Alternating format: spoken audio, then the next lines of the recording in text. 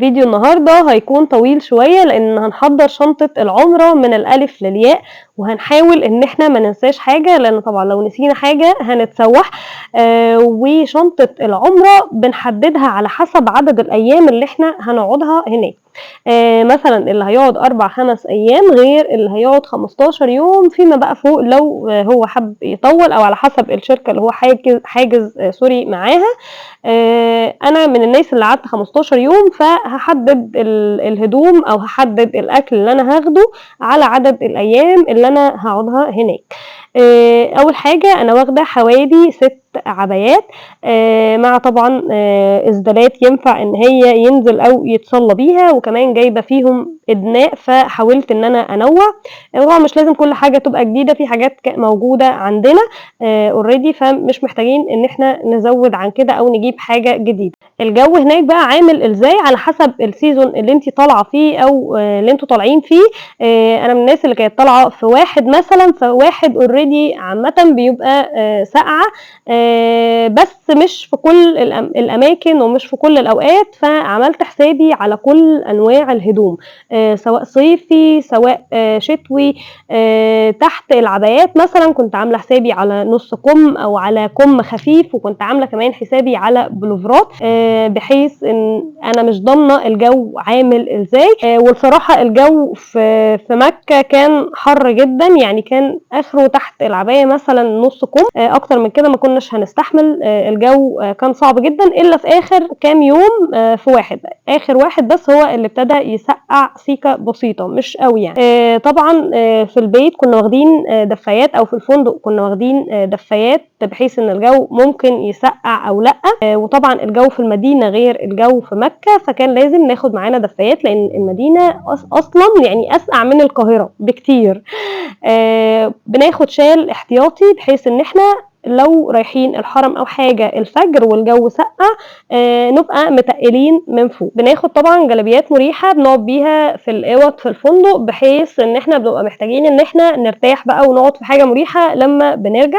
بناخد كمان بناطيل قطن، لازم بناطيل قطن تحت العبايات، غير كده لا ينفع جينز ولا ينفع فيزون بقى ولا كارينا ولا أي حاجة خالص، لإن هي بتحُك مع الجسم، لإن إحنا بنمشي كتير جدًا، فإحنا مش محتاجين غير بناطيل قطن، وعلى الأقل يبقى معانا 3 بناطيل. بناخد كمان زي ما اتفقنا إسدال أو إسدالين نقدر إن إحنا نصلّي فيهم في الفندق، أو كمان نقدر إن إحنا ننزل بيهم. طبعًا الهدوم الداخلية ما بننساهاش، بناخد على حسب عدد الأيام كمان اللي إحنا قاعدين فيها. لو حابين إن أنتم تكتروا عن كده فيا سلام، يعني دي أكتر حاجة طبعًا بنغيّرها. بناخد شامبو وبناخد بلسم أو أي conditioner للشعر، بحيث إن إحنا نغسل بيه شعرنا. بس طبعًا ده ميلو كان بيلعب بالbeauty blender، مش عارفة إيه اللي دخّله معانا، مش مهم. بناخد أي حاجة بنغسل بيها الشعر، بس طبعًا وإحنا رايحين العُمرة ما ينفعش نغسل أي لو إحنا هنكرر العُمرة تاني وإحنا هناك ما ينفعش إن إحنا نغسل شعرنا أو جسمنا بأي حاجة فيها ريحة، بمَيّة فقط. ده كنت باخلّيه للأيام العادية، بس طبعًا بنغسله جامد بحيث إن إحنا حتى لو رُحنا الحرم ما يبانش أي ريحة خالص من شعرنا. بناخد المصلية بتاعتنا زي ما أنتم شايفين كده، لإن إحنا بنطلع بيها كل يوم الحرم، لإن ساعات بتلاقوا نفسكم بتصلّوا على الأرض، فالأرض هناك ساقعة جدًا، جدًا، جدًا، حتى لو الجو سوري إيه اللي أنا باقوله ده، حتى لو الجو حَر فالأرض هناك متلّجة، فلازم يبقى معاكم مصلية، ويا ريت تكون المصلية مبطّنة شوية، أو لو هتتزنقوا الشال اللي أنتم واخدينه على كتفكم احتياطي ممكن نصلّي بيه. باخد wipes احتياطي، باخد الشنطة دي شنطة الأدوية هاقولها لكم بعد ما نخلّص الجزء ده.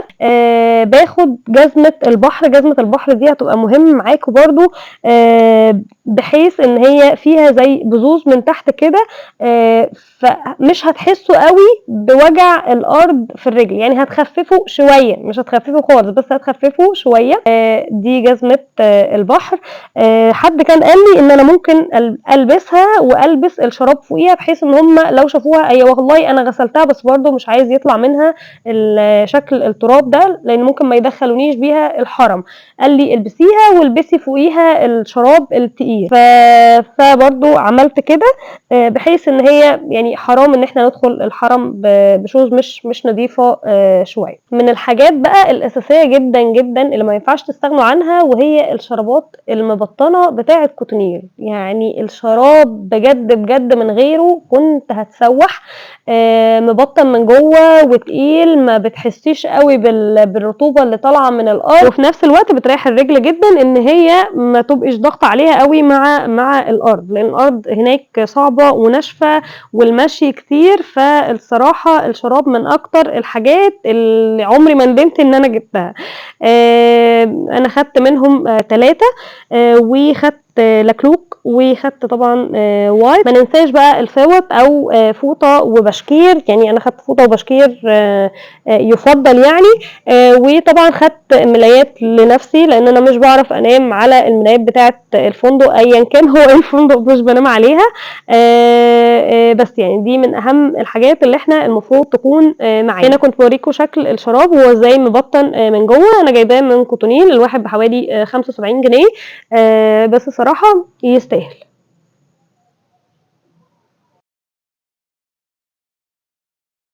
من الحاجات المهمة تكون معاكِ طبعًا كبنت الshaving والbrown بتاعتِك.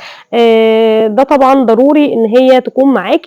أدوات العناية بيكِ عامةً ضروري تكون معاكِ. هنا طبعًا كنت باراجع معاكم 6 عبايات احتياطي، لإن إحنا قاعدين فترة طويلة، إسدال أو إسدالين للصلاة، جلابيات للبيت، دفاية أو 2 لمّا نروح المدينة، شال احتياطي، بناطيل قطن، وهدوم داخلية كتير بكترة، وباديهات نُص كُم وقط كتير تحت العبايات هنحتاجها في مكة جدًا لإن الجو طبعًا حَر. شنطة الأدوية وشنطة العناية بالبشرة بتاعتنا والفوط بتاعتنا والملايات، ومحتاجين شبشب برضه نسيت أقول لكم الشنطة دي كنت حاطة فيها الشبشب. جزمة البحر لو موجودة عندِك أوكي، لو مش موجودة هنستكفي بالشراب بتاع الشراب المبطن بتاع الكوتونيل. طبعًا طُرح بقى زي ما أنتِ عايزة كتير وبندانات كتير. الطُرح والبندانات يُفضّل إن هُم ما يكونوش شفافين، أو هو أصلًا المفروض ما يكونوش شفافين مش يُفضّل، هُم أصلًا ما ينفعش يكونوا شفافين، يُفضّل اللي هُم القطن، أو كبار وطوال شوية. بس تعالوا بقى نكمّل الحاجة بتاعتنا ونشوف إحنا المفروض نحُط إيه في شنطة الأدوية وفي شنطة العناية بالبشرة بتاعتنا، وكمان الأكل المفروض يكون معانا، لإن مش كل الفنادق بيكون فيها أكل، مش كل الفنادق بيكون فيها أكل. وطبعًا إحنا هنا للأسف بيتصرف لنا ريالات بعدد قليل جدًا، جدًا، جدًا في اللي هو أصلًا مش هتكفّي معانا أكل وشرب هناك. فإحنا لو هناكل مرّة 2، 3 من هناك هيكون صعب أوي إن إحنا نكمّل بقية ال15 يوم هناك. طبعًا لو الناس قاعدة أكتر من كده هيبقى صعب. فطبعًا جِبت إيه، جِبت مُعلبات كتير، كتير جِبت حوالي 4 علب تونة، ده أنا فرد لوحدي. الكلام ده أنا باتكلم على فرد لوحده مش على عدد. جِبت حوالي 4 علب تونة وعلبة سردين. جِبت كمان 1 كوز لانشون من دوّة، ده قعد معايا برضه كتير، ما بيبوظ ولا حاجة الحمد لله، في هناك تلاجات.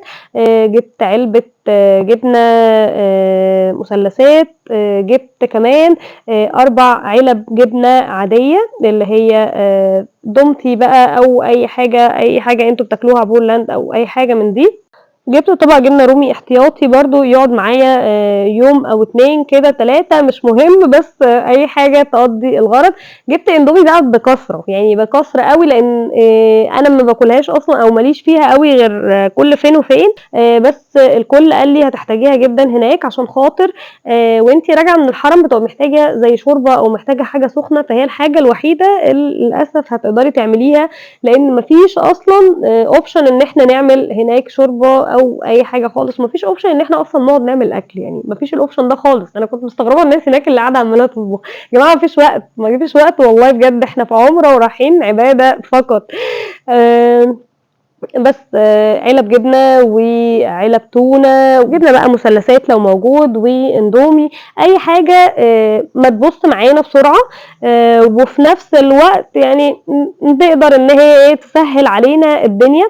طبعًا لازم تاخدوا معاكم حلويات كتير، بحيث إن إحنا وإحنا في الحرم ساعات بنهبّط، فلازم يبقى معانا حاجات مسكّرة وخاصةً حاجات فيها تمر. يعني جِبت المعمول بتاع العبد ده الصراحة كان حلو جدًا، جدًا وكان بيفوّقني كده.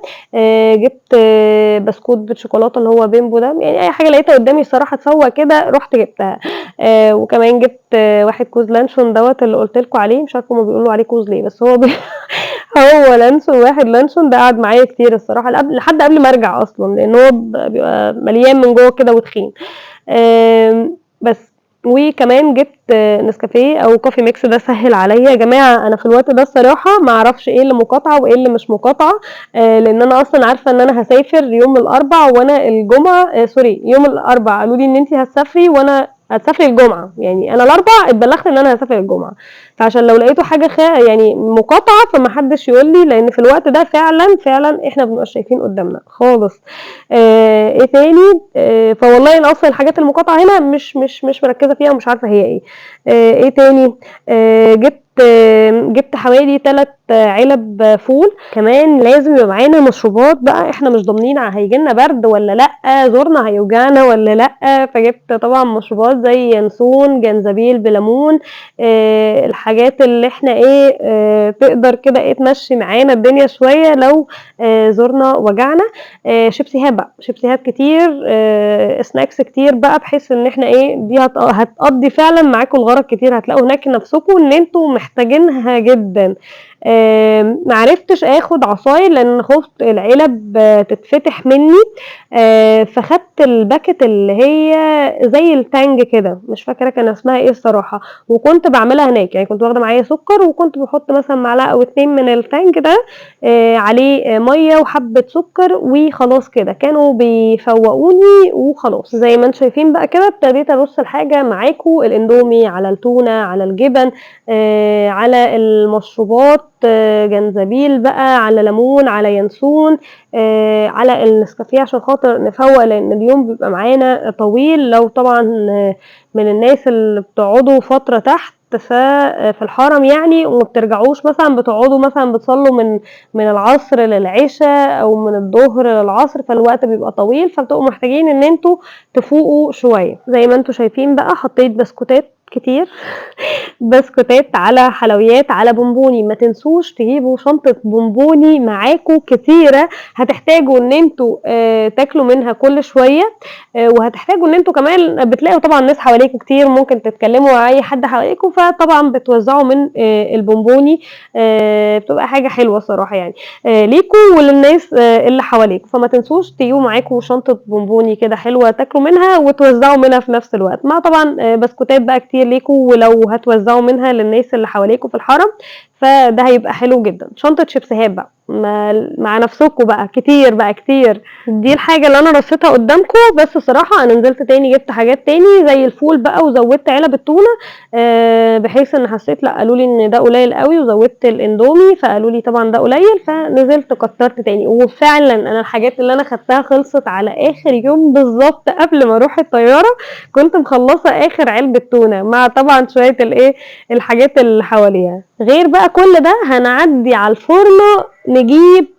مخبوزات بقى، مخبوزات للصبح. الناس اللي بتحب المخبوزات دي هتجيبوا مخبوزات للصبح، وفعلًا المخبوزات مش هيجرى لها أي حاجة وقعدت معايا من غير ما أحطها في التلاجة، الحمد لله ما باظتش. جِبت حوالي مثلًا باتيه بالجبنة الصغير ده، جِبت حوالي نُص كيلو، بالعجوة جِبت نُص كيلو، قعد معايا كتير. جِبت جبت فطير، الفطير قعد معايا الصراحة بس حطيته في التلاجة، يعني جبت حوالي 4 5 فطيرات كده وحطيتهم في التلاجة بحيث ان هما ده بالذات ما يبص لان بيبقى فيه زبدة فتخافي منه. كفاية أكلة بقى، ندخل على المهم.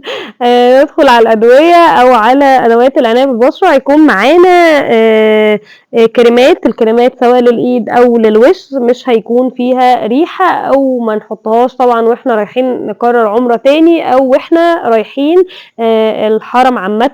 هيكون معانا طبعا غسول للبشرة، هيكون معانا فازلين للشفايف لأن طبعا هتحتاجوه جدا لأن هتلاقوا كل شوية شفايفكم بتنشف وريقكم بينشف، محتاجين مية، محتاجين ان انتوا ترطبوا الشفايف.